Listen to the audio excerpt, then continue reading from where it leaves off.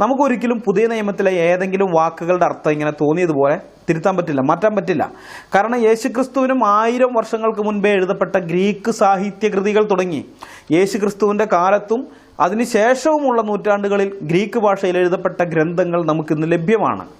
ആ പുസ്തകങ്ങളിൽ ഒരു ഗ്രീക്ക് വാക്കിന് എന്തർത്ഥമാണോ കൊടുത്തിരിക്കുന്നത് അതേ അർത്ഥം മാത്രമേ പുതിയ നിയമ ഗ്രന്ഥങ്ങളിലുള്ള ഏതൊരു വാക്കിനും ക്രിസ്ത്യാനികൾക്കും കൊടുക്കാൻ പറ്റുകയുള്ളൂ.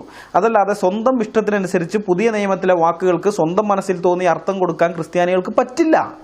അങ്ങനെ അർത്ഥം കൊടുത്തു കഴിഞ്ഞാൽ അപ്പം തന്നെ വിമർശകർ വരും.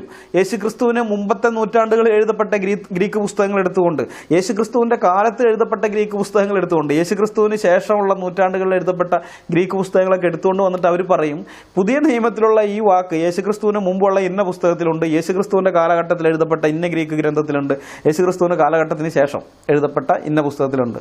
അപ്പോൾ ഈ പുസ്തകങ്ങൾ